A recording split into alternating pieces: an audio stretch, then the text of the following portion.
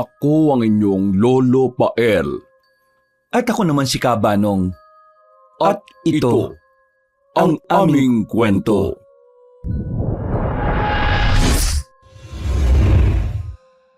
Kasama ni Norla ng kanyang ina at kapatid na tahimik na namumuhay sa isang liblib na baryo. Sa kabila nun, hindi nila inaasahang magkakaroon ng kakaibang karamdaman ng kanyang ate Helena. Sinubukan nilang ipagamot ang dalaga pero walang gustong tumulong sa kanila. Hanggang sa nakilala nila ang dalawang albularyong gagamot sa kapatid niya. Ang mga taong magiging dahilan para madiskubre kung bakit nagkasakit si Helena at siya ring tutulong sa kanila para bumalik sa dati nilang buhay. Nay, ano po bang nangyayari rito? At bakit ang ingay po ninyo ni Ate Helena? Kanina pa napapadaing sa sakit ng ulo at tiyan ng Ate Helena mo, Norlan.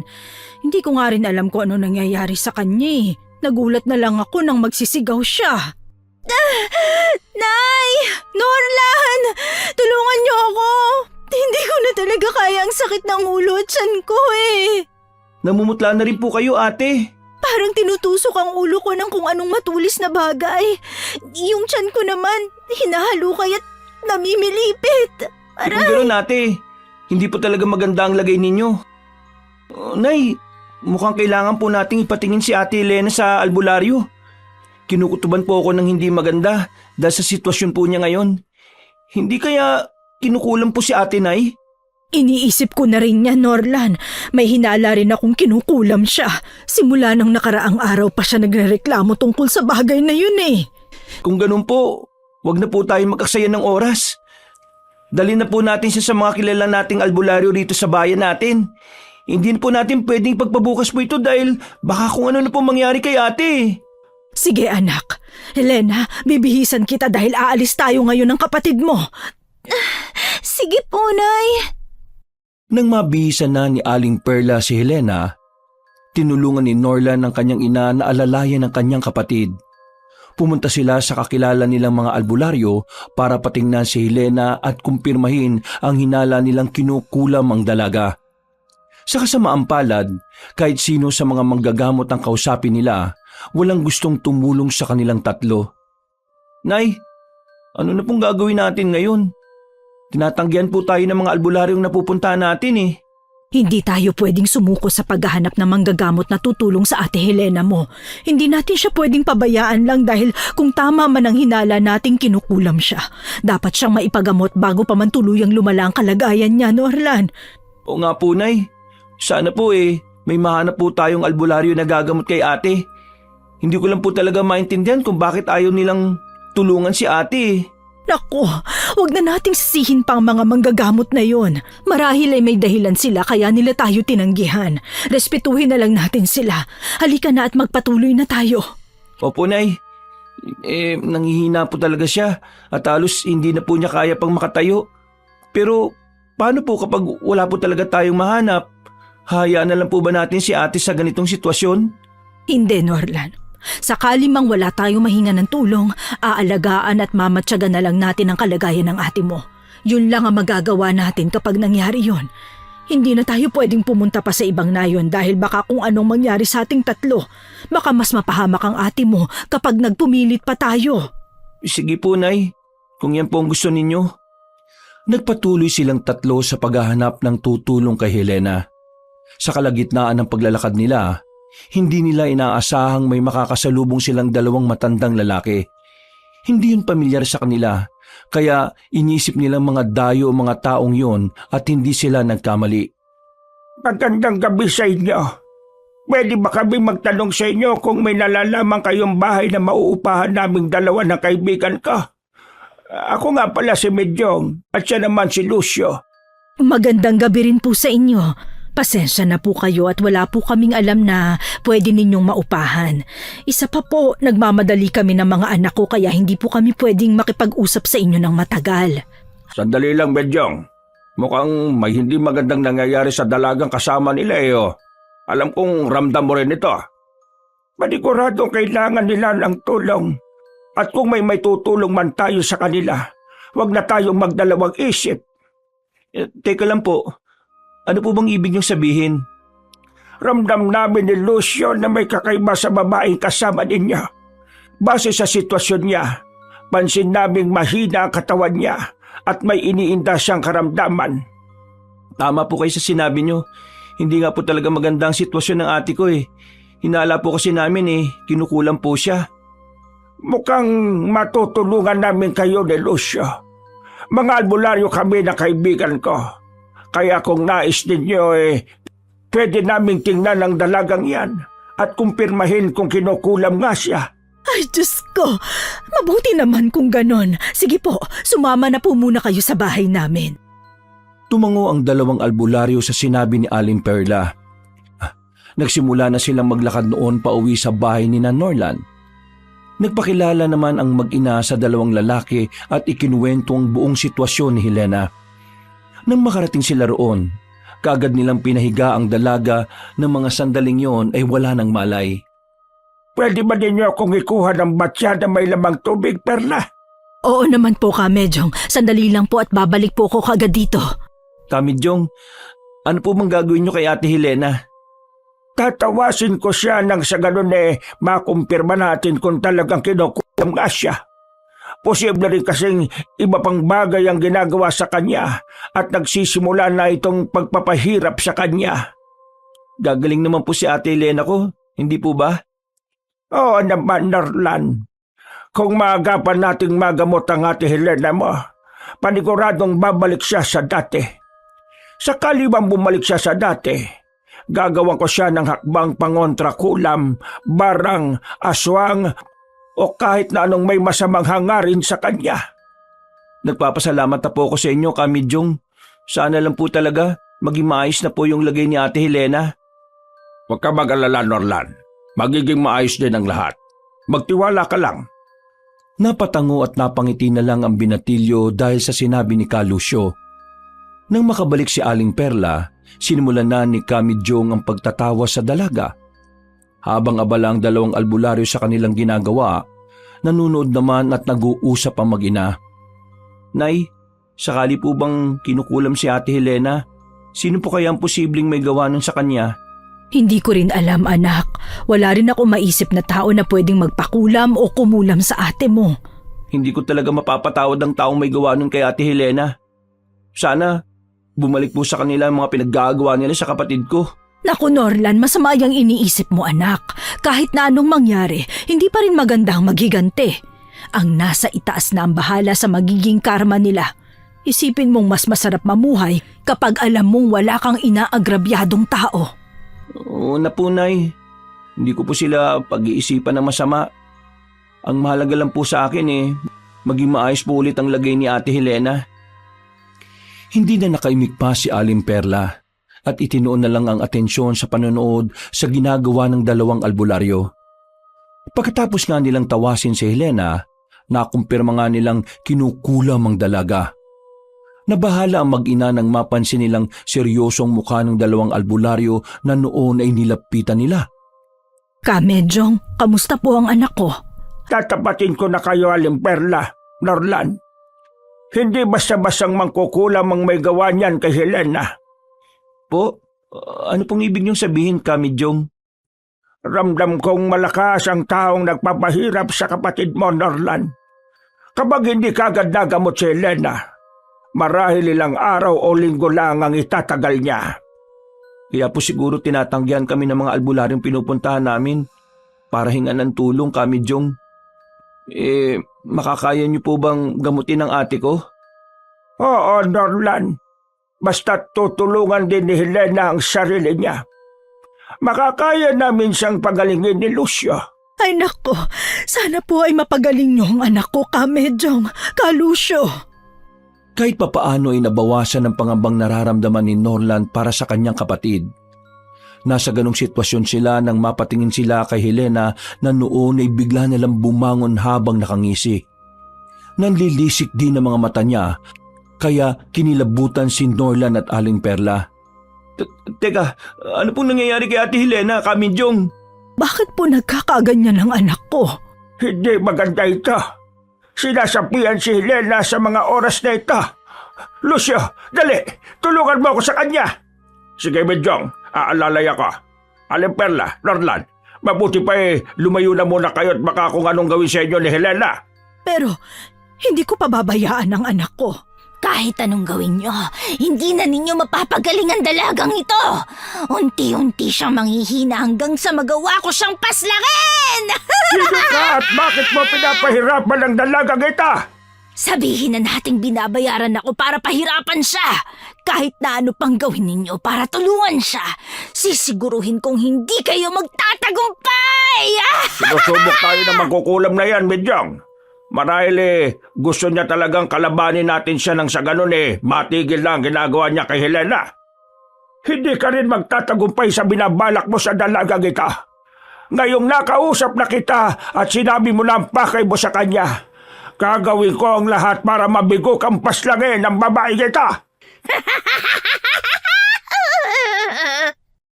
Pinanindigan ng balahibo sina Aling Perla at Norlan dahil sa narinig nilang paghalakhak ni Helena. Napakuyom naman ng palad nila ang dalawang albularyo dahil doon. Pero naging kalmado pa rin sila habang kinakausap ang mangkukulam na sumapi sa dalaga. Hindi naman maiwasan na mag-ina na mag-alala para kay Helena. Sabihin mo sa amin kung anong kailangan mo para tigilan ng dalagang ito. Habang hindi pa kami gumagawa ng hakbang, may pagkakataon ka pang baguhin ang binabalak mong gawin sa kanya. Kahit kalabanin ninyo ako, hindi niyo ako mapapatigil sa bagay na nasimulan ko na. Hindi ako natatakot sa inyo dahil mukhang mahihinang albularyo lang naman kayong dalawa! Ha? Huwag mo kaming subukan. Dahil kapag kami na kumilos kahit saan pa ang pinagtataguan mo'y hahanapin ka namin. Huminahon ka lang, Lucio. Mas lalo ka lang iinisin ng mangkukulam na yan sakaling magpakita ka ng inis o galit sa kanya. Kahit na magkaharap-harap pa tayo, hindi niyo ako masisindak. Kayo ang dapat na matakot sa akin dahil hindi niyo alam kung anong kaya kong gawin. Kung ayaw mong tigilan ng babae kita, babalaan kita ngayon pa lang na tatalunin ka namin sa kahit na anong pamamaraan. Sige, gawin niyo na. Oras na hindi niyo tigilan ang pagtulong sa dalagang ito. Papatayin ko kayong lahat! Nakaramdam ng pagkabahala ang mag-ina dahil sa naririnig nilang sinasabi ng mangkukulam. Napatingin din si Helena sa gawin nila at napangisi. Nasa ganong sitwasyon sila nang marinig nilang umusal ng dasal si Kamijong at mabilis na sinapo ang noo ng dalaga. Naging dahilan naman yon para mapahiyaw siya ng malakas dahil nasasaktan. Umalis ka sa katawan ng dalagang kita! Kung ayaw mong paslangin kita ngayon mismo! Ikaw talaga ang uunahin ko sa susunod! Babalikan ko kayo! Lucia, ihiga mo si Helena at magsimula tayong gamutin siya. Dasalan natin siya ng pamproteksyon ng sa ganun Hindi siya basta masasapian ng mangkukulam na yon. Nakaalis man siya ngayon sa pagkakasapi sa dalaga, pero hindi tayo dapat makampante. Sige, Medyong. Ipinapaubaya ko na po sa inyong kaligtasan ng anak ko, Kamejong, Lucio. Sige, Perla. Kami na ni Lucio ang bahala sa kanya. Huwag kayo mag-alala. Ipinapangako naming magiging maayos ulit si Helena. Maraming salamat po. Bakas sa mukha ni Aling Perla ang labis na pag-aalala sa kanyang anak. Nagsimula naman sina Kamijong at Lucio sa unang gamutan ni Helena. Hinayaan lang na mag-ina ang dalawang albularyo hanggang sa matapos na nilang gamutin ang dalaga. Nagpahinga ang dalawang albularyo habang kinakausap sina Norlan at Aling Perla. Siya ngayon ay maayos na ang lagay ni Helena. Kailangan lang namin siyang gamutin sa mga susunod pang mga araw para bumuti ang karamdaman niya. Hindi rin natin siya pwedeng pabayaan ng lalo na at ayon sa mangkukulam hindi niya titigilan ng dalaga. Pero nagbanta po siyang papatayin po niya tayong lahat. Baka mangani po tayo sa kanila. Wala kang dapat na ipag-alala sa bagay na yan, Norlan. Hindi naman namin kayo pababayaan ni Medyong. Kaya nga kami naghahanap ng maupahan sa lugar na ito dahil balak naming dito na muna manirahan. Tama si Lucio, Norlan. Nasimulan na namin ang bagay na ito kaya asahan mong tatapusin din namin. Kung wala pa po kayong nahahanap na matitirhan, pwede po kayo rito sa bahay namin. Kaming 3 lang naman po rito kaya sapat po ang espasyo para sa ating lahat. May isang silid din po kaming hindi nagagamit kaya kung ayos lang po sa inyo, yun po ang magiging kwarto nyo, Kamedyong, Kalusyo. Tama po si nanay. Para hindi na rin po kayo mahirapang maghanap pa at magpabalik-balik para lang po gamutin si Ate Helena. Nagkatinginan sina Kamidyong at Kalusyo dahil sa sinabi na mag-ina. Napansin naman ni Norlan na nag-aalangan sila kaya kinumbinsi niya ang 2 albularyo. Kalaunan, hindi na sila nakatanggi pa. Siya, sige. Dahil kailangan talaga namin ng matutuluyan sa nayon ninyo. Mananatili kami rito sa inyo. Isa pa, wala na rin kaming mapupuntahan. Kaya nagpapasalamat ako sa alok ninyo sa amin ni Lucio. Bakit po ba kayo napadpad dito sa baryo namin, Kamidyong? Iniisip ko po kasi na malayong pinanggalingan nyo kaya nakapagtataka po at dito kayo sa amin napunta. Hindi na kami maglilihim pa sa inyo. Bilang mga albularyo, may mga misyon kaming dapat naming gampanan. Bukod sa panggagamot, may mga bagay pang dapat naming panatilihing balanse. Ano pong ibig nyo sabihin, Kamidyong? Likas na ang kasamaan sa mundo nating mga tao, Norlan. Noon pa man, naging misyon na rin namin na pigilan ng mga bagay na yon. Hindi rin naman kalayuan ang pinanggalingan namin ni Lucio. May mga nakapagsabi-sabi na dito sa bayang ito ay may namamalaging mga aswang. Tama si Medyong, Norlan, Perla. Kaya bago pa man magasik ng lagim ang mga nilalang na yon, kailangan na silang pigilan. Kung totoo man po yung sinasabi nyo, gusto ko pong tulungan kayo sa mission ninyo ni Kamidyong, Kalusyo. Hindi ko po gustong umabot pa po sa puntong manganib ang pamilya ko dahil sa mga nilalang na yon. Hindi kita pipigilan sa nais mong yan, Norlan. Ang sa akin lang ay ingatan mo ang sarili mo, anak. Huwag ka mag-alala, Perla. Hindi namin pababayaan ni Medyong ang anak mo. Kahit ngayon pa lang po tayo nagkakilala, may tiwala po ako sa inyo. Alam ko mabubuti po kayong mga tao, lalo na at tinutulungan ninyo ang anak ko. Napangiti lang ang 2 albularyo kay Aling Perla. Nagpahinga na sila ng mga oras na yon. Nanatili sina Kamidyong at Kalusyo sa bahay nila at tinutukan ang panggagamot kay Helena na unti-unti naman bumubuti ang kalagayan. Habang inaasikaso ang misyon nilang paghahanap sa mga aswang kasama si Norlan, sinusubukan din nilang hanapin ang mangkukulam na nagpapahirap sa dalaga. Isang beses, ginabi sila sa daan. Nako, ginabi na naman tayo nag-uwi. O nga po, Kamidyong, mabuti na lang po, ginamot nyo muna si Ate Helena bago po tayo umalis.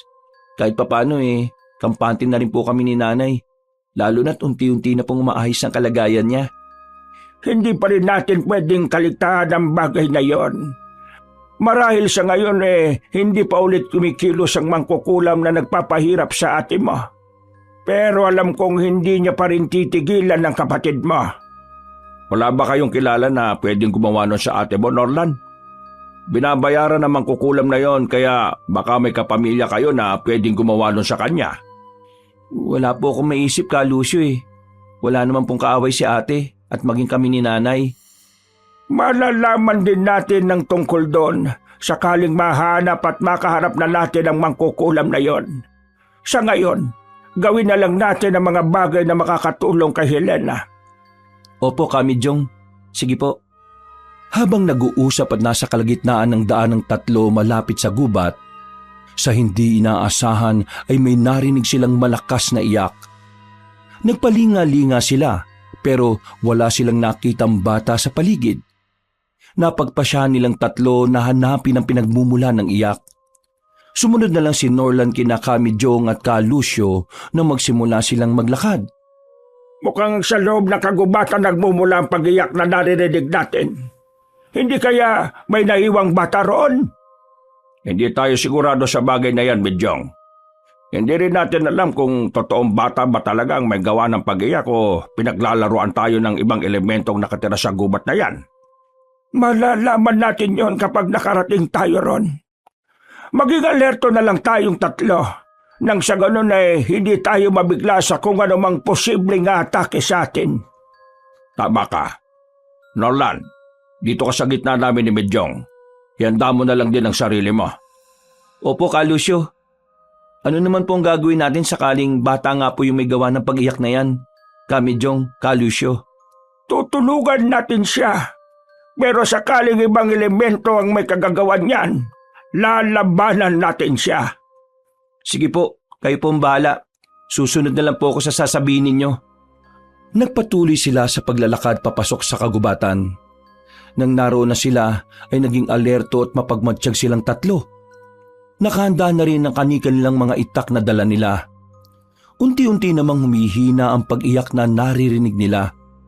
Nang tuluyan nilang matunto ng pinagmumulan ng ingay na yon, nagkaroon ng kakaibang pakiramdam ang dalawang albularyo. Hindi maganda ito. Mukhang mapapalaban tayo sa lugar na ito. Ano pong ibig niyo sabihin, Ka Medyong?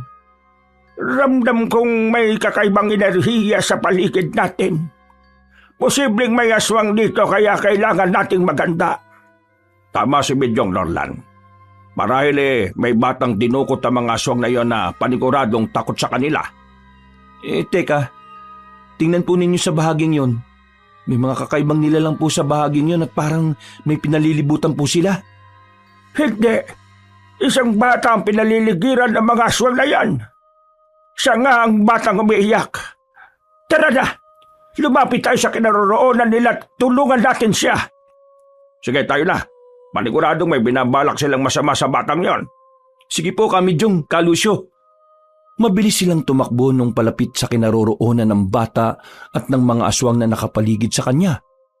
Habang papalapit, ramdam naman ni Norlan ang kakaibang kaba. Nang tuluyan silang makarating doon, buong tapang na sinita ni Ka Medyong ang mga nilalang. Hay, mga aswang! Tigilan ninyo ang batang yan at kami ang harapin ninyo! 6 lang ang mga nilalang na yan kaya makakaya natin silang talunin. Norlan, ikaw na ang bahalang magligtas sa batang yon. Habang kami naman makikipaglaban sa mga nilalang na yan. Sige po, Ka Lucio. Kapag nakuha mo na ang bata, pwede mo siyang ilayo rito o kaya itago. Basta maging ligtas lang siya. Opo, Ka Medyong. Ay, sugod na kung talagang matatapang kayo. Nagalit naman ang mga nilalang dahil sa sinabi ni Ka Lucio. Kumilos na ang dalawang albularyo dahil nagsimula na ang mga kalaban na sumugod sa kanila. Nakipaglaban sina Ka Medyong at Ka Lucio sa mga aswang habang si Norlan naman ay tumakbo palapit sa bata. Kagad niyang hinila ang bata at dinala sa likod ng malaking puno kung saan tanaw rin nila ang mga aswang at albularyo na naglalaban. Huwag ka matakot Ililigtas ka namin sa mga aswang na yan. Salamat naman po kung ganun, kuya. Mona po pala ang pangalan ko. Norlan naman ang pangalan ko. At ang dalawang yun naman ay sina Ka Medyong at Ka Lucio. Kuya Norlan, tingnan po ninyo. Ang Ka Medyong at Ka Lucio na tinutukoy nyo. Nakakamangha po ang kilos nila sa pakikipaglaban sa mga aswang. Dahil sa sinabi ni Mona, napatingin si Norlan sa dalawang albularyong kasama niya. Maging siya ay namangha nang makitang nakikipagsabayan sa mga nilalang na yon sina Ka Medyong at Ka Lucio. Nagawang tagain ni Ka Medyong ang isang aswang sa liig niya kaya napalhod ito. Walang pagdadalawang isip na tinapos ni Ka Medyong ang buhay ng nilalang na yon nang undayan niya ito ng pagtaga. Hanggang sa magawa ngang mapugot ang ulo ng aswang. Hindi ako pwedeng tumunganga lang dito, Mona. Kailangan kong tulungan sina Ka Medyong at Ka Lucio na makipaglaban sa mga aswang na yon. Kung gusto po ninyong tulungan sila, Kuya Norlan, iwan na lang po ninyo ako rito. Magtatago na lang po ako rito at hindi aalis. Basta kahit na ano mangyari huwag kang aalis dito. Babalikan kita rito. Sakaling magawa na namin patayin ang mga aswang na yon. Sige po, Kuya. Huwag po kayong mag-alala sa akin. O siya, sige. Aalis na ako, Mona. Tumungo lang si Mona kay Norlan. Mabilis namang tumakbo ang lalaki para lapitan sina Ka Medyong at Ka Lucio. Nilingon pa niya ang batang babae na nakatanaw lang sa kanya. Nang tuluyang makalapit si Norlan sa dalawang albularyo, sumugod din siya sa mga kalaban.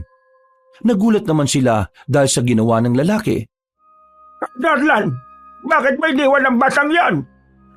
Posibleng manganib siya lalo na at baka makita siya ng mga aswang na ito. Gusto ko lang po kayong tulungan eh. Huwag po kayong mag-alala dahil hindi po aalis si Mona sa pinagtataguan niya. Nandito na si Norlan Medyong.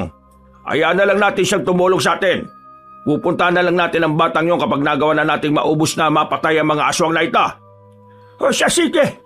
Bilisan na lang natin ang sa gayon maiuwi na rin natin siya sa bahay ninyo, Norlan. Sige po, Kamidyong. Nang umatake ang mga aswang sa kanila, nakipaglaban na silang tatlo. Walang takot na sinalubong ni Norlan ng isang aswang na sumugod sa kanya. Sinubukan pa siyang kalmutin ng nilalang pero mabilis niyang naiiwasan. Nang magkaroon siya ng pagkakataon, tinaga niya ang kanyang kalaban at nadaplisan ng aswang sa braso, kaya napahiyaw ang nilalang at bahagyang lumayo sa kanya. Napatingin din siya sa dalawang albularyo na nagawa ng paslangin ang ibang kalaban nila. Hindi na dapat makatakas pa ang mga aswang na ito. Tapusin na natin sila. Sige, Medyong. Bago pa man dumating ang iba sa mga kasama nila kung sakali. Norlan, kaya mo ba ang aswang na yan? Opo, Ka Lucio. Ako na pong bahala sa nilalang na ito. Nagawa ko na po siyang sugatan kaya alam ko makakaya ko po siyang patayin. Ay mabuti naman kung ganon. Isipin mong walang puwang ang mga gaya nila sa mundong ito. Opo, Ka Lucio. Tayo na. Sumugod na tayo at tapusin ang laban. Sumang-ayon lang ang dalawa sa sinabi ni Kamidyong. Muli nilang inatake ang mga aswang. Hindi naman sila inatrasan ng mga nilalang. Mas naging agresibo pa ang mga kalaban nila kaya naging maingat din silang tatlo. Nang susuntukin sana ng katapat niya si Norlan, sinalubong niya ng pagtaga ang nilalang. Nakaiwas ang aswang pero mabilis ang naging kilos ng lalaki at tinaga niya sa likuran ng kalaban. Napahiyaw ang aswang nang bumaon sa likod niya ang itak ni Norlan. Patay mo na yan, Norlan. Baka makabawi pa at ikaw ang madali niyan. Opo, Ka Lucio. Yun po talaga ang gagawin ko. Kapag napaslang mo na ang aswang na yan, balikan mo ang bata. Hindi tayo sigurado sa kaligtasan niya dahil baka may mga ibang aswang pang nagmamatsyag lang sa paligid natin. Opo, sige po, Kamidyong. Nagpatuloy sila sa pakikipaglaban nila sa mga aswang. Dahil may natamo ng sugat ang kalaban ni Norlan, hindi na siya nahirapan pa sa pakikipaglaban sa nilalang. Nang muli niyang masugatan ng aswang na yon, hindi na niya binigyan ng pagkakataong makatakas pa dahil inundayan na niya ito ng pagtaga, hanggang sa walang buhay na lang na bumagsak sa lupa.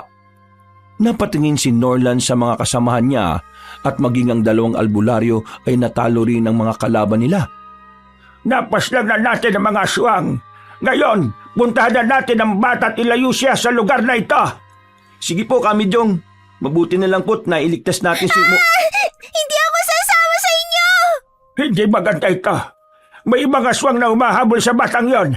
Bilis! Habulin natin sila bago pa mahuli ng nilalang na yun si Mona. Kamidyong, Ka Lucio, ayun po sila oh.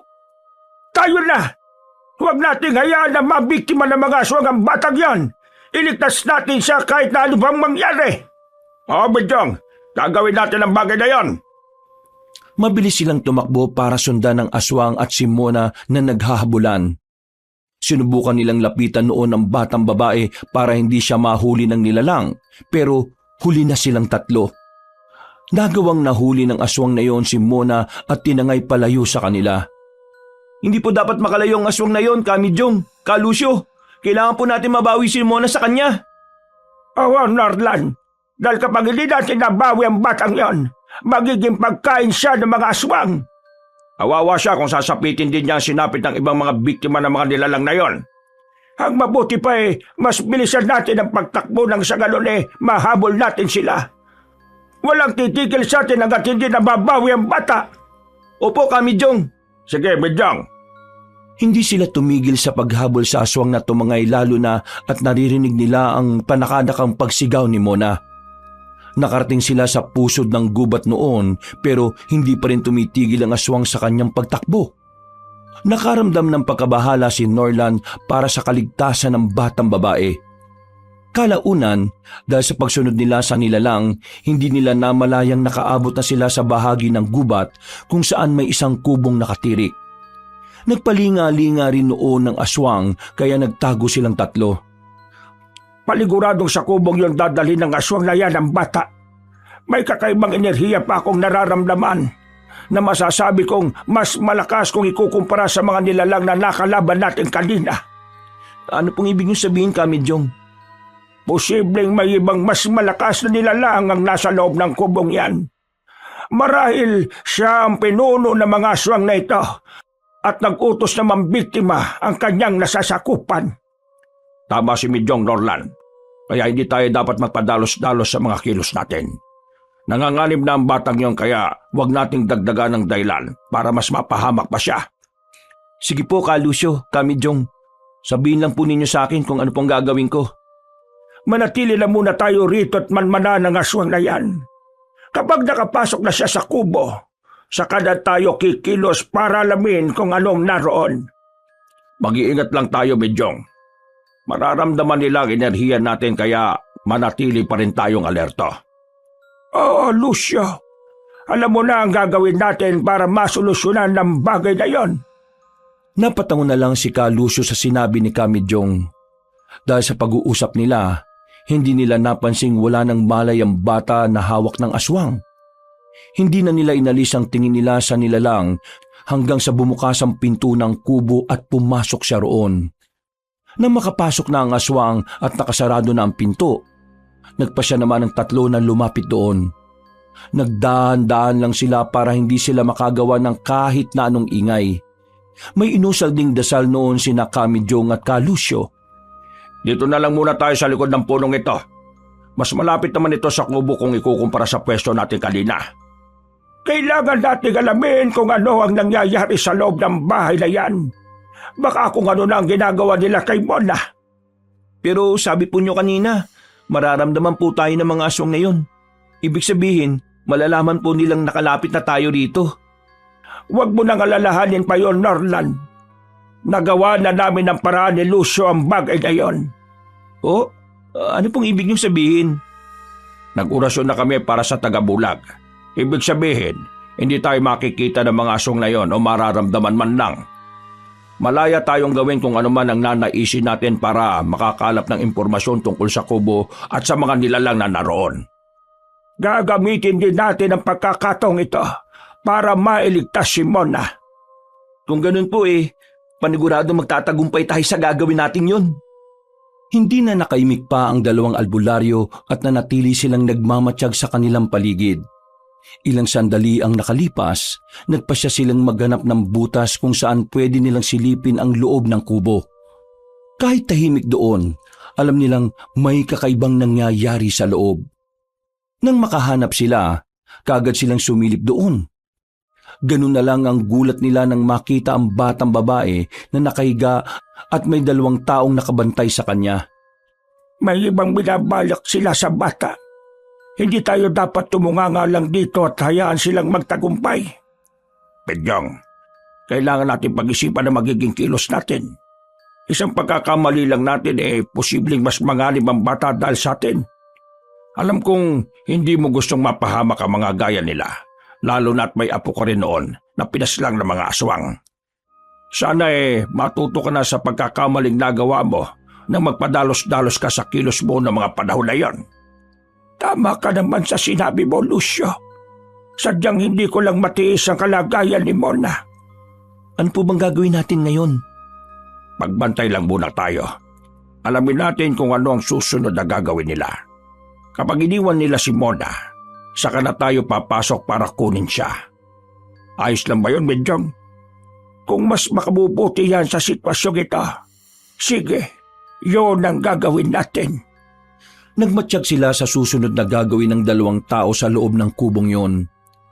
Habang abala sila sa kanilang ginagawa, nakarinig sila ng mga pag-angil sa kanilang likuran. Napalingon silang tatlo at nagulat nang makita ang 4 na aswang at isang amalanhig sa kanilang likuran.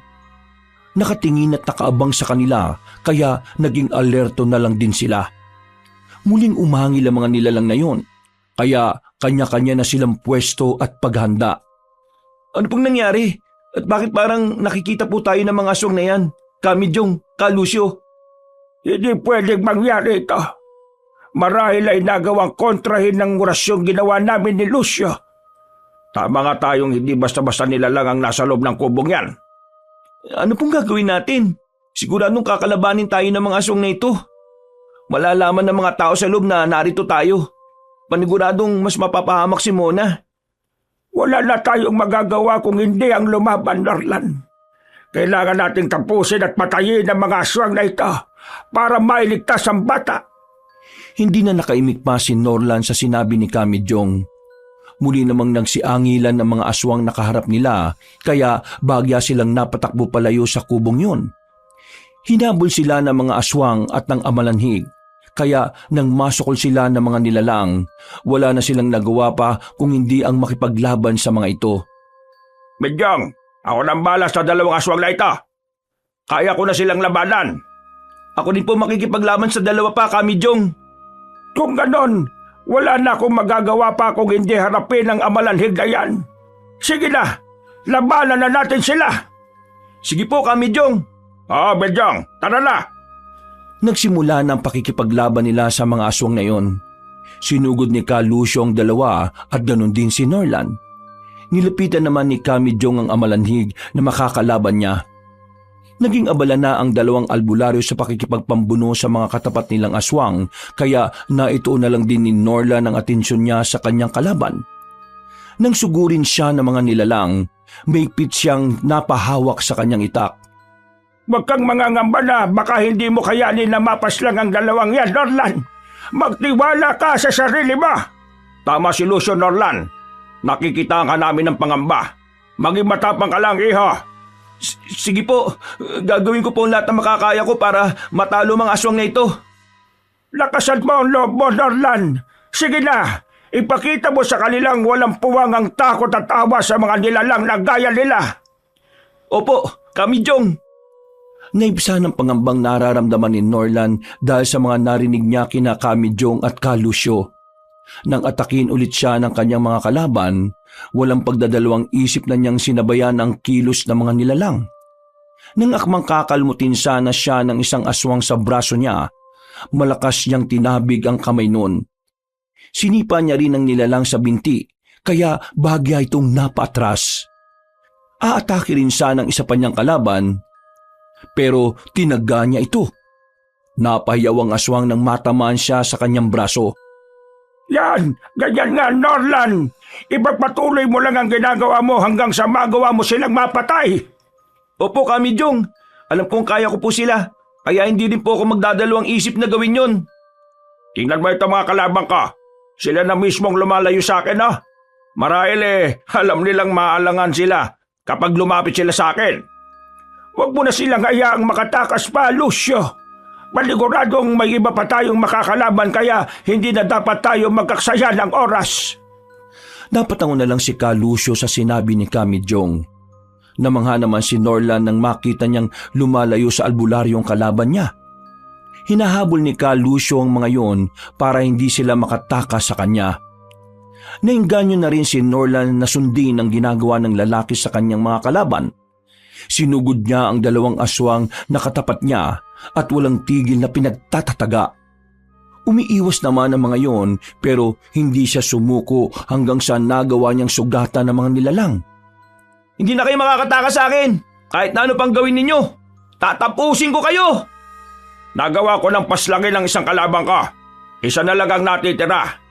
Medyong, kapag natapos ang natitirang aswang na ito tutulungan kita sa amalanhig na yan. Ako din po, Kamijong. Sige, pero sa ngayon huwag na muna ninyo akong alalahanin. Tapusin na muna ninyo ang mga kalaban ninyo. Parehong napatango si Ka Lucio at Norlan. Para matulungan si Kamijong sa amalanhig na kalaban niya, nagpa siyang dalawa na unahing tapusin ang mga katunggali nila. Sunod-sunod na umatake si Norlan sa dalawang aswang na nasa harapan niya. Sumalubong naman ang mga nilalang na yon sa kanya, kaya ginamit niya ang buong lakas niya para tagain sila. Mabilis din ang naging kilos ni Norlan at nagawa niyang mapatay ang mga aswang. Napatingin din siya kay Lucio at Kamijong na pinagtutulungan na ang amalanhig. Norlan, huwag mo na kaming tulungan ni Medyong. Makakaya na namin ang amalanhig na ito. Pero, Ka Lucio, Ang mas mabuti pang gawin mo sa ngayon ay ang alamin kung ano na nangyayari sa loob ng kubo.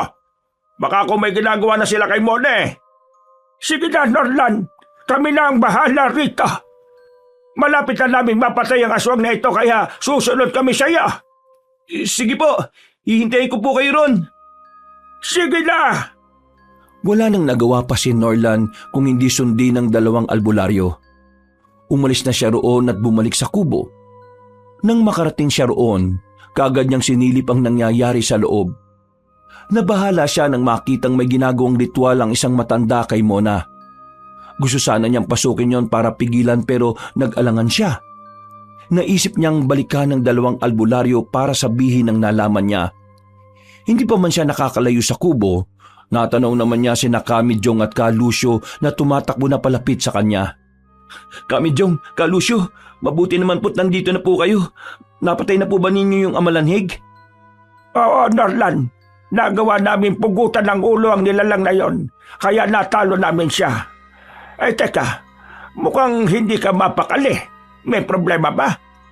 Yun na nga po yung sana sasabihin ko eh. Mukhang malaki po yung problema natin ngayon. Bakit? Ano bang ibig mong sabihin, Norlan? Si Mona po, mukhang niriritualan po siya ng matandang babae sa loob ng kubo. May ginagawa po siyang hindi maganda sa bata. Sinasabi ko na nga ba eh. Lucio, hindi na ako magpipigil pa. Kailangan na nating pasukin ang kubong yon para tulungan ng bata. Kahaharapin natin ang matandang tinutukoy ni Norlan. Sige, Medyong. Wala na rin tayong magagawa pa ngayon kung hindi pwersahin kunin si Mona sa loob. Tara na! Sa ganung sitwasyon sila nang marinig nilang may sinasambit ang matandang nasa loob. Dahil doon, mabilis silang lumapit sa pinto ng kubo't binuksan yon. Ganun na lang ang gulat ni Kamidyong at Ka Lucio dahil nahirapan silang makalapit doon. Sa tuwing sinusubukan nilang hawakan ang pinto, nakakaramdam sila ng kakaibang panginginig ng kanilang katawan. Hindi maganda ito. Mukhang hindi kami makakapasok ni Lucio sa kubong ito, Norlan. Subukan mong hawakan ang pinto at sabihin mo sa amin kung anong nararamdaman mo. Sige po, Kamidyong. Teka, wala naman po akong nararamdaman kakaiba. Kung ganon, tama ang iniisip kong marahil may ritual ang kubong ito. Hindi namin magawang pasukin dahil nanginginig ang katawan namin kapag nahawakan namin ang pinto. Hay! Kung sino ka bang nasa loob ng kubong yan, lumabas ka rito at harapin mo kami! Tigilan mo ang ginagawa mo sa bata! Nagulat si Norlan sa ginawa ni Kamidyong. Lumapit din ang albularyo at sinubukang sipain ang pinto ng kubong yon. Ilang sandali pa, lumangit-ngit yon at bumukas. Tumambad sa kanila ang isang matandang babae na bakasang galit sa muka dahil sa kanilang tatlo. Anong ginagawa mo sa batang yon? Ibigay mo siya sa amin bago pa man tayo magkagulo. Hindi namin nahayaang magtagumpay ka sa binabalak mo sa batang yon. Pipigilan ka namin at babawiin namin siya sa iyo. Sino kayo at anong ginagawa niyo rito sa lugar na ito? Umalis kayo rito kung ayaw niyong mapahamak. Hindi ko na sana kayo papansinin pero mukhang hindi kayo aalis hanggat hindi ko kayo hinaharap. Tama ka. Hindi nga kami aalis dito hanggat hindi namin nakukuha ang batang dinukot ng aswang na nasa loob ng kubo mo. Alam kong ikaw ang nagutos sa nilalang na yon, kaya nasisiguro kong ikaw ang kanilang pinuno. Tama. Kakaibang enerhiyang taglay mo kaya masasabi namin hindi ka basta-basta.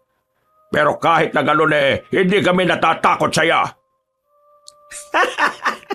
Tama nga ang hinala ko sa inyong dalawa. Base sa enerhiya at aurang taglay ninyo, masasabi ko mga albularyo kayo. Kaya marahil hindi kayo makapasok sa bahay ko. Marahil may proteksyon ng bahay mo at nagawa mong kontrahin ang orasyong tagabulag na ginawa namin. Pero hindi mo kami mapipigilan sa pagbawi sa batang tinangay ng aswang na kasamahan mo. Ngayon pa lang ay babalaan ko na kayo. Mas maigi pang umalis na kayo rito at huwag niyong hintayin na magalit ako sa inyo. Hindi niyo kilala kung sino ang binabangga ninyo. Wala kayong alam tungkol sa batang yon at sa akin. Kaya huwag na kayong mangialam pa. Napatingin si Norlan sa mga albularyong kasama niya. Pansin naman niyang may namumuong tensyon sa pagitan nila at ng matandang babaeng kaharap nila. Muli pa silang itinaboy ng matanda pero nagmatigas silang tatlo. Gaya ng sabi ka, hindi kami alis dito. hanggat hindi mo binibigay sa amin ng bata. Kung ano man ang ginagawa mo sa kanya ngayon, itigil mo na ito. Hindi kayo makakapagdikta sa akin kung ano ang gagawin ko. Hindi ko ibibigay sa inyo ang bata, kaya wala kayong mapapala sa akin. Isa pa, kung ayaw nyo talagang umalis dito, wala na akong magagawa pa kung hindi pahirapan kayong tatlo. Teka, anong binabalak niyong gawin sa amin? Sumipol ng napakalakas ang matandang si Martina. Ngayon, kaharapin nyo sila. Maganda tayo. May mga paparting dito sa kinaroroonan natin. Dahil sa sinabi ni Kami Jong, hinawakan ng mahigpit ni Norlan ang kanyang itak. Napatingin siya sa matandang babae at napakuyom ng kanyang palad nang makitang nakangisi siya sa kanila. Ilang sandali pa, nagsidatingan ng aswang na tinutukoy na matanda na kakaharapin nilang tatlo. Nagsiangilan ng mga yon kaya naging alerto sila. Sa dami ng mga aswang na yan, siguro mahirapan na kayong talunin sila. Nakakamali ka sa iniisip mong yan. Papatunayan namin sa iyo na hindi kami matatalo ng mga alagad mo. Sa bagay, ramdam ko ring malakas din kayo. Sabihin na natin makakaligtas kayo sa kanila, pero hindi pa natatapos doon ang lahat. Ngayon pa lang, sisiguraduhin kong hindi nyo makukuha sa akin ang bata. Itignan natin kung anong mangyayari. Lucio, Norlan, tapusin natin ang mga aswang na yan at ipakita sa matandang babae na ito kung ano ang kaya natin gawin. Sige po, Kami Jong! Napatingin ang dalawa kay Ka Lucio na noon ay nagdadalawang isip na sumagot. Napansin naman ni Norlan na may kakaiba sa kanya, pero ipinagsawalang bahala na lang ng binatilyo.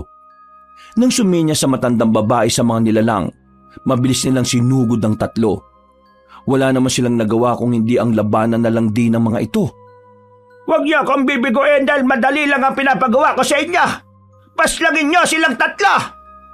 Iyantahan mo lang sarili mong mabigo sa bagay na yon. Hindi kami papayag na matalo ng mga alagad mo. Kapag nagawa namin silang mapatay, ikaw ang isusunod namin. Tama ka, Kami Jong. Hindi kami takot sa mga alagad mo, lalo na sa iyo. Kung kagaya ka man nilang aswang o mas mataas pa sa kanila, nakahanda kaming harapin ka. Hindi na ako makapaghintay na mangyari yon kung sakali. Sa ngayon, ang alagad ko na munang makikipaglaban sa inyo. Nakaramdam ng inis si Norlan dahil sa sinabi at paghalakhak na matandang babae. Itinuuna ng binatilyong atensyon niya sa laban nang sugurin siya ng dalawang aswang. Napatingin din siya sa mga kasamahan niyang albularyo at gaya niya ay may kinakalaban din sila. Pinanood lang sila ng matandang babae habang nakikipaglaban sila sa kanyang mga alagad. Humanda ka sa amin sakaling maubos namin ang mga kasamahan mo. Gaya nila, mamamatay ka rin. Huwag kang magpadala sa galit mo, Medjong. Baka ikapahamak pa natin ito. Hindi mangyayari yun, Lucio. Kilala mo ko. At kapag sinabi ko ang isang bagay, alam mong gagawin ko ito. Mukhang hindi yata umaayon sa iyo ang kasama mo. Marahil ay alam niyang matatalo kayo kahit na ano pang gawin ninyo. Nakakamali ka sa bagay na yon. Kung may dapat mang pagkatiwala ng kaibigan ko, kami yon at ang sarili niyang kakayahan. Alam naming matatalo namin kayo kaya ihanda mo na ang sarili mo sa paghaharap natin. Ngumisi lang ang matandang babae at napatingin kay Ka Lucio. Kaagad naman nag-iwas ang albularyo kaya nagkaroon ng masamang kutob si Norlan base sa naging kilos nilang dalawa. Pero dahil abala sila sa pakikipaglaban, hindi na pinagtuunan ng pansin ni Norlan ang bagay na yon. Kami Jong, Ka Lucio, ang mabuti pa po siguro wag na po muna nating bigyan ng atensyon ng matandang babae na yan. Ang mga kalaban na lang po natin ang unahin natin. Kapag naubos na po natin sila, saka na po natin siya harapin. Sige Norlan, sangayon ako sa sinabi mo. Bilisan na lang natin ang pagpatay sa kanila. Opo, Kami Jong. Masasayang lang po ang oras natin sa kanya at baka matalo pa po tayo ng mga kalaban. Walang naging imik si Ka Lucio at patuloy lang siyang nakikipaglaban. Hindi na rin pinansin ng dalawa ang matandang babae at itinuon na lang ang buong atensyon sa mga kalaban. Nang umatake ang mga kalaban ni Norlan, iniwasan niya ang mga nilalang. Dahil mabilis ang kilos ng mga aswang na yon, nahirapan din siya. Kahit na ganon, hindi pinanghinaan ng loob ang binatilyo. Sinikap niyang gumanti ng atake sa kanyang mga kalaban. Para mabilis mong mapatay ang mga kalaban, Norlan, puntiryahin mo na lang ng pagtaga ang leeg nila. Opo, Kamidyong. Yun po ang gagawin ko. Hindi ko na po bibigyan ng pagkakataon ng mga kalabang kong ito na mabuhay pa kapag nagawa ko po silang tamaan sa mga leeg nila. Yan, ganyan nga, Norlan. Kahit anong mangyari at maging sitwasyon, huwag kang paghihidaan ng loob. Maging matapang ka lang, iho. Opo, Kamidyong. Mukhang kayo lang yata ang nakakaintindihan. Anong nangyari sa isa niyong kasama at tahimik yata siya? Wala ka ng pakialam doon. Nakatuon lang ang pansin ni Lucio sa pagpaslang sa mga alaga mo. Dahil sa pagsusumikap ng binatilyo sa pakikipaglaban sa mga aswang, nagawa niya mapabagsak ang dalawang kalaban niya nang undayan niya ng pagtaga ang mga nilalang sa kanilang mga leeg. Napatingin din siya sa paligid nila at iisang aswang na lang ang natitira dahil halos napaslangan nila ang iba sa mga ito. 5 na lang ang natitira sa mga alagad mo. Unti-unti na silang nalalagas kaya isusunod ka na namin. Hindi niyo ako matatakot kahit na ano pang sabihin ninyo. Kahit pagbantaan pa ninyo ka, wala akong pakialam. Marami pa akong alas laban sa inyo na baka ikagulat ninyo. Huwag kang puro dada. Harapin mo kami pagkatapos namin dito sa mga alagad mo.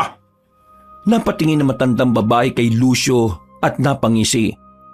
Napansin ni Norlan na napayuko na lang ang albularyo at may takot sa mukha niya. Ipinagpatuloy pa nila ang pakikipaglaban sa natitirang mga aswang at walang tigil nilang inatake ang mga nilalang hanggang sa maubos nilang mapaslang. Ikaw na lang ngayon ang natitira. Harapin mo kami. Malakas ka pero alam naming matatalo ka rin namin gaya ng mga kasamahan mo. Kamidyong, hindi pa po nakakalabas ang aswang sa kubo na dumukot kay Mona. 2 pa po silang natitira. Kahit ilan pa sila, Norlan, hindi tayo titigil hanggat hindi natin sila nauubos. Mailalayo natin sa lugar na ito ang batang yon at magagamot sakali mang may ginawa sa kanya ang matandang yan. Opo, Kamidyong, huwag po kayo mag-alala. Dahil kahit ano pong mangyari, kasama niyo ko at sa inyo ko kakampi. Nang sabihin niyo ni Norlan ay napatingin siya kay Lucio. Napaiwas naman ang tingin sa kanya ang albularyo kaya mas malaki ang paniniwala ng binatilyong may tinatago si Lucio sa kanila ni Kamidyong. Nasa ganung sitwasyon naman sila nang may lumabas sa kubo at yun ang aswang na tumangay kay Mona. Napatingin sa kanilang nilalang at walang ano-ano ay biglang sinugod si Kamidyong. Sige, mukhang ako ang napili mong kalabanin. Kung ganon, hindi kita aatrasan. Tutulungan ko na po kayo, Kamidyong. Mas mapapadali po ang pagpatay sa aswang na yan kapag nagtulungan po tayong 2. Sige, Norlan. Huwag na natin patagalin ang laban sa nilalang na ito. Opo, Kamidyong. Inatake rin ni Norlan ang kalaban ni Kamidyong. Pinagtulungan nilang 2 ang aswang. Sa kabutihang palad, nagagawa nilang masugatan ang nilalang. Hindi naman nakakatiis sa matandang babae at maging siya ay nakipaglaban na rin kina Kamidyong at Norlan. Nagulat pa ang 2 noon dahil kakaiba ang bilis at lakas ng matandang babae kung ikukumpara sa mga nakalaban nilang aswang. Lucio, ano pang hinihintay mo? Tulungan mo kaming lumaban sa 2 ito. Oo nga po, Lucio. Kapag 3 po tayo ang lumalaban sa kanila, may posibilidad po na matalo kaagad natin sila. Sige, subukan mo lang nakalabanin ako, Lucio. Tandaan mo kung hindi dahil sa akin, wala ka na ngayon. Pasensya na, Midyong, Norlan. Hindi ko kayo matutulungan. Ikinagulat ni Kamidyong at Norlan ang narinig nila mula kay Lucio. Hindi sila makapaniwala dahil sa sinabi ng matandang babae na noon ay napapahalakhak dahil sa nangyayari. Kahit na ganun, hindi naman nagpatinag ang 2. Patuloy silang nakipaglaban sa matandang babae at sa isa pang aswang kahit walang tulong ni Lucio. Baka sa mukha ni Kamidyong ang galit kaya ibinuhos na lang din niya yun sa pakikipaglaban. Hindi kita mapapatawad sa ginawa mong ito! Ha! Talagang wala kang alam sa simulat sa pool, Medyong. Ang dali lang ninyong manipulahin kahit naturingan kayong mga albularyo. Patayin kita! Sige, tingnan natin kung mangyayari yan. Lucio, huwag kang tumunganga lang dyan. Kalabanin mo ang dalawang ito. Mamili kayong dalawa. Lalabanan niyo si Lucio o tutuluyan kong patayin ang dalagang yan? Ha! Sinasabi ko na nga ba? Ikaw rin ang kumukulam kay Helena. Hindi talaga nagkamali ang hinala ko. Kaya pala parehong enerhiya ang nararamdaman ko sa iyo at sa mangkukulam na sumapi sa dalaga dahil ikaw pala yan. Napatras ng bagya si Norland dahil sa nalaman niya tungkol sa matandang babae. Hindi niya inaakalang kaharap na pala niya ang mangkukulam na nagpapahirap sa kanyang kapatid. Noon din ay napagtanto niyang ang matandang yon ang hinahanap ng dalawang albularyo at siya ang namumuno sa mga aswang. Ang ipinagtataka lang noon ni Norland ay kung bakit nakikipagsanib puwersa si Ka Lucio sa matandang mangkukulam. Huwag niyong hintayin na tuluyan ko ang babaeng yan. Lucio, sumugod ka na at kayong dalawa, lumabang kayo sa kanya. Hindi niya pwedeng hadlangan ang binabala ko sa batang yan. Hindi mo kami madidiktahan ang gagawin namin. Gaya ng sabi ko nung una pa lang, hindi ka magtatagumpay sa balak mo sa bata. Kamidyong, baka po gawin talaga niya yung sinasabi niya kay Ate Helena. Hindi po pwedeng mamatay ang kapatid ko.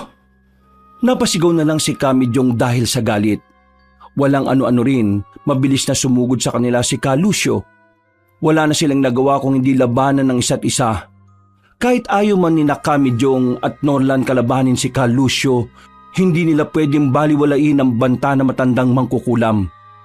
Sinugod ng dalawang albularyo ang bawat isa habang si Norland naman ay nakikipaglaban sa aswang na kasama ng matandang babae.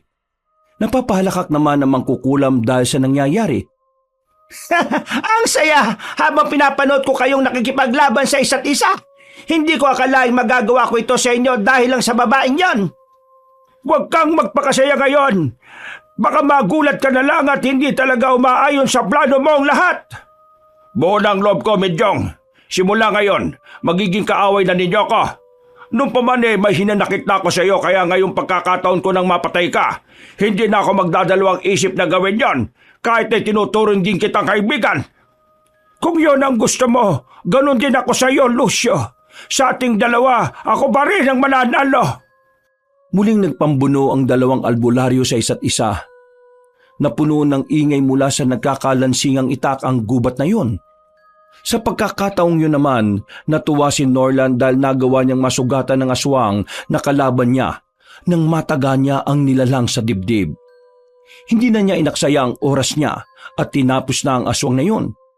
Inundayan niya ng pagtaga ng buong lakas hanggang sa malalim na bumaon sa liig ng nilalang ang kanyang itak. Dahilan para bumagsak na lang ito ng walang buhay. Tulungan ko na po kayo, Kamidyong. Hindi na, Norland. Kaya ko nang labanan si Lucio. Ako na ang bahala sa kanya. Hayaan mo kami magtuos ni Midyong. Matagal ko na rin gustong patunayan sa kanya na mas magaling ako sa kanya. Kung ganon, ang matandang yun na lang po ang kakalabanin ko, Kamidyong. Mag-iingat ka, iho. Mas malakas kung ikukumpara sa iyo ang mangkukulam na yan. Kahit baka sa boses ni Kamidyong ang pagdadalawang isip na hayaan si Norland na kalabanin ang matandang mangkukulam, wala na siyang nagawa pa nang sumugod ang binatilyo. Nagpatuloy ang labanan nila at dahil pareho silang lahat na may kaalaman sa pakikipaglaban, nahirapan ang bawat isa sa kanila. Nasa ganong sitwasyon naman sila nang biglang umungol na malakas sa matandang babae. Kasunod nun ay ang pagbabago ng kanyang anyo. Naging butot balat siya at nakakatakot ang kanyang itsura dahil sa lumuluwa niyang mga mata. Wala rin siyang ilong dahil nasasakop ng napakalaki niyang bunganga. Kamidyong, nag-iibang nilalang po matandang mangkukulam. Ano po bang uri ng aswang siya? May lahi siyang hurusos. Tama ka, Midyong. Ang mga tulad nila hindi kagad malalaman na aswang dahil na pagkakamalan silang mambabarang o kaya mangkukulam. Kailangan natin mag-ingat ng gusto sa kanya, Norland. Ang mga tulad niya ay kakaibang uri ng aswang. May malalim na kaalaman sila sa barang at kulam at may taglay silang katalinuhan ng mga laman lupa. Nabahala si Norland dahil ang matandang mangkukulam ay isa rin palang aswang. Bagya pa siyang napatras noon dahil alam niyang dihado siya sakaling umatake ang nilalang na yun sa kanya. Nanatili lang na nakatingin kay Norland na matandang aswang habang patuloy na naglalaban ng dalawang albularyo. Napapangisip pa ang nilalang dahil nagdadalawang isip na makipaglaban sa kanya ang binatilyo. Ngayon mo ay pakita sa akin ang tapang mo, iho. Sumugod ka sa akin para malaman mo kung ano ang kaya kong gawin sa'yo. Kahit isa ka pang aswang, hindi ibig sabihin natatakot ako sa'yo. Kung ganon, ipagpatuloy natin ang naudlot nating laban. Sige, gagawin ko makakaya ko, mapabagsak ka lang. Mag-iingat ka, Norlan! Napatungo lang ang binatilyo sa sinabi ni Kamijong. Sinugod siya ng matandang aswang kaya wala na siyang nagawa kung hindi ang labanan ng nilalang. Nung una ay todo iwas lang siya noon dahil sa sunod-sunod na pag-atake sa kanya ng nilalang. Nahirapan siya dahil mas mabilis at malakas ang matandang aswang sa kanya. Kahit na ganon, hindi nagpatinag ang binatilyo at lumaban pa rin siya. Sinubukan niyang tagain ang aswang pero nagagawa siyang iwasan ng nilalang. Kung ganyan ka lang din makipaglaban, sinasayang mo lang ang oras ka. Dahil mauna ka pa sa kapatid mo sakaling pinatay kita ngayon. Bakit mo pinahihirapan ang kapatid ko? At sino nagbayad sa iyo para gawin yon? Walang nagbayad sa akin. Kasi nungalingan lang ang sinabi ko nang magawa kong kausapin ng mga albularyong yan. Sabihin na nating malaki ang makukuha ko kapag isa sa inyo ang kinulam ko. Bukod sa mga lupang makukuha ko sa inyo, mas magiging malakas ako kapag isa sa inyo ang nagawa kong patayin. Ha? Ano? Anong ibig mo sabihin? Malayong kamag-anak nyo ako, Norlan. Dahil sa inyo, naghirap ang pamilya namin noon at namatay ang mga magulang ka. Kinamkam ninyo ang mga lupain na dapat sana'y napunta sa kanila. Hindi nakaimik ang binatilyo dahil sa sinabi ng matandang aswang. Hindi niya akalaing may koneksyon pala ang nilalang sa kanilang pamilya. Nakaramdam siya ng kakaibang galit dahil alam niyang walang ginagawa ang kanyang ate Helena pero dinamay siya ng matandang mangkukulam. Hindi ko mapapatawad ang ginawa mo sa kapatid ko! Matagal ko na kayong minaman-manan. Nang magkaroon ako ng pagkakataong makilala si ate Helena mo, hindi na ako nagdalawang isip na ituloy ang bala ko sa pamilya ninyo. Ipagiganti ko ang ginawa mo sa kapatid ko! Humanda ka! Hindi mo magagawa yon dahil ngayong gabi, uunahin kita! Pagkasabi ng matandang aswang, mabilis niyang sinugod ang binatilyo. Dahil sa galit ni Norlan sa kanya, hindi siya inatrasan ng lalaki. Nang sabihin naman ng nilalang ang pakay niya sa batang babae na sinabi niyang ampon niya, mas sumiklab ang galit sa puso ni Norlan. Hayop ka! Pati batay dadamay mo sa kasamaan mo! Kung hindi lang sana siya naging pasaway sa akin, hindi siya aabot sa ganoong sitwasyon. Kung sinunod lang niya ang nais kong mangyari at maging katulad ko rin siya, at hindi nanlaban pa, hindi siya mapapahamak. Ayaw ng bata na maging isang mangkukulam at aswang kagaya mo dahil alam niyang masama kang nilalang. Hindi lang naman yon ang dahilan. Gusto niyang puntahan kayo at sabihin na ako ang nagpapahirap sa ate mo. Napakuyom ng palad niya si Norlan at maigpit na napahawak sa kanyang itak. Napatingin ang binatilyo sa dalawang albularyong kasama niya at nakita niyang pinaiibabawan na ni Ka Lucio si Kamijong kaya nabahala rin siya. Napahalakak naman ang matandang aswang dahil sa nangyayari ng mga oras na yun. Lucio, tapusin mo lang isang yan. Alam kong matagal mo na rin gustong mapabagsak si Medyong, kaya ngayon na pagkakataon para magawa mo yan. Huwag ka mag-alala, Tandang Martina. Hindi na sila makakalis dito ng buhay. Traidor po talaga kayo, Ka Lucio. Kaya pala simula nang makaharap natin ang matandang babae na ito nag-iba na ang mga kilos nyo. Hindi ko na sana binaliwala pa ang mga napapansin ko sa inyo kanina. Hindi ko kasalanan kung sobra kayong nagtiwala sa akin ni Medyong, Norlan. Wala kang alam sa mga pinagdaraanan naming dalawa. Kaya hindi mo maintindihan kung anong pakiramdam na mawala ng isang matalik na kaibigan. Nagtaka si Norlan dahil sa sinabi ni Ka Lucio. Magtatanong pa sana siya pero nauna na siyang magsalita ng lalaki. Sinabi ni Ka Lucio na mali ang akala ng binatilyo kung iniisip niyang malapit na magkaibigan silang dalawa ni Kamijong. Noon din, ikinuwento ng matandang albularyo na 3 silang makakasama pero pinaslang na mga aswang ang nakalaban nila noon ang isa sa kanila. Bakit niyo sinisisi kay Kamijong ang nangyari sa isa ninyong kasamahan noon, ha Ka Lucio? Kung hindi niya pinabayaan si Luisito noon, marahil kasama ko pa rin ang matalik kong kaibigan hanggang ngayon. Sinigip lang niya ang sarili niya at hinayaan ang kasamaan namin yon na paslangin ng mga kalaban. Alam mong ginawa ko rin ang makakaya ko para tulungan si Luisito, Lucia. Hindi ko siya binabayaan gaya ng iniisip mo. Nilaso na matandang yan ang pag-iisip mo kaya mo nagagawa ito sa akin ngayon. Pag mo isisi kay Tandang Martina kung bakit umabot tayo ngayon sa puntong tinredor kita, Midyong. Kung hindi niya ako tinulungan noon marahil gaya ni Luisito, wala na rin ako. Hindi nakaimik si Kamidyong at napatingin sa binatilyo. Inisip naman ni Norlan na marahil ay totoo ang mga sinabi ni Ka Lucio, kaya bahagya rin siyang nagulat.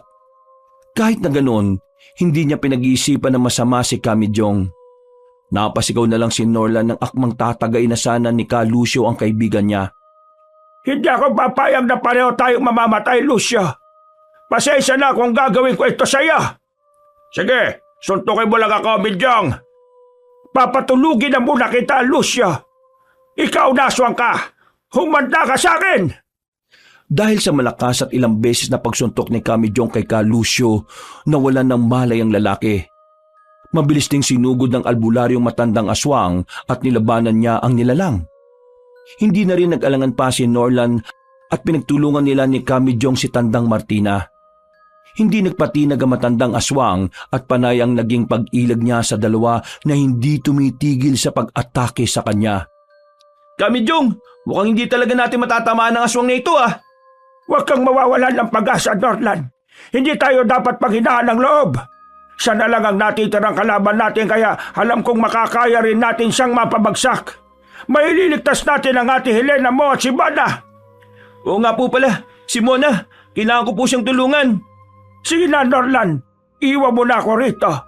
Hindi ako makakapasok sa kubong yon dahil sa proteksyon ng matandang aswang na ito sa mga albularyong gaya ko. Kaya alam kong ikaw lang ang makakapagligtas sa kanya. Hindi ka pwedeng pumasok sa kubo ka! Sige na, Norlan. Tumakbo ka na at ako nang bahala sa aswang na ito. Opo, Kamidyong, mag-iingat po kayo.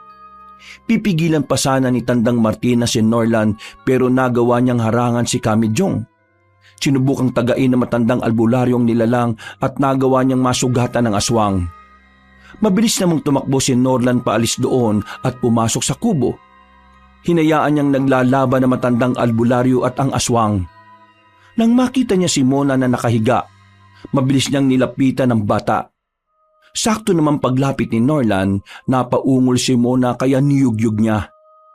Mona, gumising ka. Kailangan natin makalis sa lugar na ito. Kuya Norlan, nasan po ako at ano po nangyari? Naku, mabuti naman at nagising ka na, Mona. Nandito tayo sa kubo ng matandang mangkukulam. Kaya mo bang maglakad? Ha? Aalis tayo rito. Kaya ko naman po, kuya. Nasan po si Tandang Martina? Nasa labas at nilalabanan niya si Kamidyong. Tara na, Mona. Umalis na tayo dito. Sandali lang po, Kuya Norlan. May gagawin lang po ako. Marahil makakatulong pa ito para mapahina si Tandang Martina at matalo po siya sa laban. Ha? Anong ibig mo sabihin? May isang bagay po na kahinaan si Tandang Martina. Alam kong nandito lang po yun sa kubong ito, kaya kailangan po nating hanapin. Kapag nakita po natin ito, may gagawin po tayong dalawa. O sige, Mona. Pero bilisan lang natin ha. Baka kapag nagtagal tayong dalawa dito matalo ng asong na yun si Kamidyong. Pareho tayong mapapatay kapag nangyari yun. Simulan na po natin ang paghahanap sa bagay na yun, kuya. Tumango na lang si Norlan sa sinabi ni Mona sa kanya. Tiningnan niya pa si Kamidyong at Tandang Martina na noon ay patuloy na naglalaban. Nabahala ang binatilyo nang mapansin niyang gumagalaw si Ka Lucio. Nais man niyang tulungan ng matandang albularyo pero hindi niya maiwanan ng batang babae. Binilisan na lang nila noon ang paghahanap sa bagay na sinasabi ni Mona. Hanggang sa nakita na nila ang isang banga kaya mabilis nilang nilapitan ang bagay na yon. Mona, yan ba yung bagay na tinutukoy mo? Opo, Kuya Norlan. Sigurado akong dyan nilalagay ni Tandang Martina ang lahat ng sikreto kung bakit malakas siya mangkulam. Hindi po ako pwedeng magkamali sa bagay na yon. Hindi ko man alam kung ano yung tinutukoy mo pero may tiwala ako sa mga sinasabi mo, Mona. Ano na ang susunod nating gagawin ngayon? Basagin po natin ang banga, Kuya Norlan. Kapag nagawa natin itong mabasag, malalaman po ninyo kung anong ibig kong sabihin. Sige, Mona. Kung ganon, gawin na natin. Nilapitan nila ang banga na yon at pinagtulungang kargahin. Walang ano-ano, ibinagsak nila ito sa lupa. Ganun na lang ang gulat ng dalawa nang may nagsilabasang mga itim na usok doon. Marami yon, kaya nagtaka sila kung ano ang mga yon. Iyan po ang sikreto ni Tandang Martina. Ang mga itim na usok po na yan ay may mga kampo ng dilim na ikinulong niya at ginagamit niya sa pangkukulam at kasamaan. Ang iba po sa kanila, nagiging gabay rin niya para maging malakas po siya. Hindi ko akalain na marami ang nalalaman mo sa matandang yon, lalo nang tungkol sa bagay na ito, Mona. Simula po nung inampun ako ni Tandang Martina, iminulat niya po ako sa mundo ng isang mangkukulam gaya niya. Ipinakita niya po sa akin ang mga bagay na dapat kong matutunan dahil may balak din po siyang ipasa sa akin ang lahat ng karunungan niya, pati po ang pagiging aswang niya. Hayop talaga ang matandang yun. Ngayong nagawa na natin basagin ang sikreto niyang banga, paniguradong ikakabagsak na niya ito. Tama po kayo. Manghihina po siya dahil malaya na ang mga nakakulong sa banga niya, Kuya Norlan. Hindi rin po siya tutulungan ng mga ito dahil sa pagkulong ni Tandang Martina sa kanila. Yun po ang sabi sa akin noon, kaya sigurado ako sa bagay na yon. Nang tuluyang mawala ang mga itim na usok sa loob ng kubo, narinig nila ang malakas na pagsigaw ni Tandang Martina. Walang ano-ano rin, nagsimulang masunog ang kubo ng matandang aswang kaya mabilis silang lumabas doon. Nang makalabas silang dalawa, nakita nilang nakikipaglaban na sina Kamijong at Kalusyo kay Tandang Martina. Nagtaka si Norlan sa nangyayari pero minabuti na lang niyang itago sa ligtas na lugar si Mona at mabilis na nilapitan ang mga kasamahan niyang nakikipaglaban. Walang iya ka talaga, Norlan! Ikaw ang una kang papatayin! Bago mo magawa yan kay Norlan, dadaan ka muna sa amin ni Lucia. Hindi namin palalagpasin ang lahat ng kasamaang ginawa mo, Martina. Lucia, Norlan, tayo na't magtulungan natin siya. Bidyong. Sige po, Kamijong. Hindi ko kayo aatrasan! Nakipaglaban silang tatlo sa matandang aswang. Napansin ni Norlan na medyo nanghihina na si Tandang Martina, kaya naisip niyang dalhin yun sa ginawa nila Mona. Nakaramdam naman ng tuwa ang binatilyo kaya ginanahan siyang makipaglaban sa matandang aswang. Sunod-sunod nilang sinugod ang nilalang at wala naman siyang nagawa kung hindi ang umiwas sa kanilang tatlo. Napansin ni Norlan na medyo nanghihina na si Tandang Martina kaya naisip niyang dahil yon sa ginawa nila ni Mona. Nakaramdam naman ng tuwa ang binatilyo kaya ginanahan siyang makipaglaban sa matandang aswang. Sunod-sunod nilang sinugod ang nilalang at wala naman siyang nagawa kung hindi ang umiwas sa kanilang tatlo. Ngayon, alam mong ikaw na ang dehado, Martina. Hindi ka na makakatakas pa sa amin kahit na anong gawin mo. Pagbabayaran mo ang ginawa mo sa akin. Sa amin ang mga kaibigan ko, lalo na kay Luisito, umanda ka. Huwag na natin siyang bigyan ng pagkakataong mabuhay. Tapusin na natin ang kasama niya ngayong gabi. Kamatayan ang nararapat sa iyo, Martina, kaya harapin mo ito. Sugurin na natin siya. Hindi ako magpapatalo sa inyo! Muli silang nakipaglaban sa matandang aswang. Sa pagkakataong yon, si Tandang Martina naman ang umatake sa kanila. Nagawa nilang iwasan ng nilalang pero hindi nagtagal, nakabawi silang tatlo. Natamaan sa kanyang tagiliran ng aswang ng tagain siya ni Kalusyo. Malakas din silang sinipa ni Kamijong kaya nabuwal siya sa lupa. Lucio, alam mo na ang gagawin sa kanya. Ako na ang bala sa kanya, Bidyong. Norlan, maganda ka. Oras na magawa siyang mahuli ni Lucio. Tatapusin natin ang matandang aswang na yon. Sige po, Kamijong. Ngayon na, Lucio! Mabilis na kumilos si Kalusyo para lapitan si Tandang Martina. Tumayo ang nilalang pero nasa likuran na niya ang albularyo. Hindi inaasahan na matandang aswang ang mangyayari kaya hindi na siya nakapalagpa nang mahuli ng albularyo ang kanyang dalawang mga kamay at inilagay sa kanyang likuran. Nagpupumiglas pa siya pero hinigpitan ni Kalusyo ang pagkakahawak sa kanya, dahilan para mapahiyaw siya. Sinipa rin ni Kalusyo ang binti ng aswang dahilan para mapalod siya sa lupa. Wala ka nang kawala ngayon, Martina. Bidyong, patay na ninyo ang aswang na ito. Kami na ang bahala, Lucio. Hawakan mo lang siya na mabuti. Sige, Bidyong. Norlan, tayo na. Ngayon, ipagiganti mo ang ate Helena mo sa kanya. Sige po, Kamidyong! Lumapit din silang dalawa kina Ka Lucio at Tandang Martina. Gamit ang itak, pinagtatataga ni Norlan sa iba't ibang bahagi ng katawan ang matandang aswang. Nagulat pa siya kung bakit hindi umaatake si Kamidyong, pero nang marinig niyang umuusal ng orasyon ng albularyo at walang ano-ano, sinapo niya ang noo ni Tandang Martina. Napahiyaw ng malakas ang nilalang at biglang nanginig ang buong katawan. Itinigil naman ni Norlan ang pagtaga sa matandang aswang at hinayaan ng dalawang albularyo na ang tumapos sa mangkukulam. Lucio, sabayan mo at nang mas maging malakas ang epekto ng orasyon sa kanya. Sige, Medyong. Norlan, umatras ka ng bahagya. Sige po, Ka Lucio! Ngayon, Lucio, sabayan mo ko. Oo, Medyong. Mga hayop kayo! Wala nang nagawa pa si Tandang Martina kung hindi ang umungol ng malakas nang sabay na umusal ng dasal ng dalawang albularyo. Kalaunan, nangisay na lang ang matandang aswang at natumba sa lupa habang mulagat ang kanyang mga mata at kita ang mapupulang ugat dito. Wala na siyang buhay noon kaya nakaramdam ng tuwa si Norlan. Mabilis namang tumakbo palapit sa kanila si Mona. Kuya Norlan, Kamedyong, Kalusyo, mabuti naman po at natalo po ninyo si Tandang Martina. Mona, ayos ka lang ba, iha? Opo, Kamedyong. Wala bang masakit sa iyo, bata? Wala naman po, Kalusyo. Wala naman po sigurong ginawa sa akin si Tandang Martina. Mabuti naman kung ganon. Para makasigurado tayong maayos talaga ang kalagayan mo. Pagka-uwi natin sa bahay ni Norlan, titingnan kita. Gagamutin sakaling may bakas ng kulam mo kung anumang masamang bagay na iniwan sa iyo ang matandang yon. Kayo po ang bahala, Kamedyong. Medyong, sunugin na natin ang katawan ng mga aswang na ito. Pagkatapos umalis na tayo. O siya, sige, Lucio. Norlan, Mona, tumulong na rin kayo. Sige Opo, po, Kamidyong! Kamedyong. Nagsimula silang sunugin ang katawan ng mga aswang.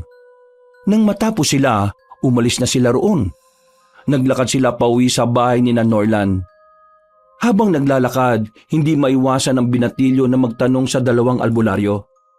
Kamidyong, Ka Lucio, si Tandang Martina po bang tinutukoy nyo na misyon ninyong dalawa? Hindi, Norlan. Mga aswag lang talaga ang misyon namin sa bayang ito. Hindi namin inaasahan na si Martina pala ang mangkukulam na nagpapahirap sa ate Helena mo. Kung ganun po kilala po ninyo si Tandang Martina? Hindi masyado, Norlan. Ang totoo niyan, siya ang tumulong sa amin ng mga panahong nakikipaglabang kami noon sa aswang. Pero hindi namin inaasahan na siya pala mismo ang pinuno ng mga nilalang na iyon at narito na siya sa nayon ninyo. Inakala namin ni Lucio na karaniwang tao lang siya dahil hindi namin ramdam noon ang lakas ng enerhiya niya.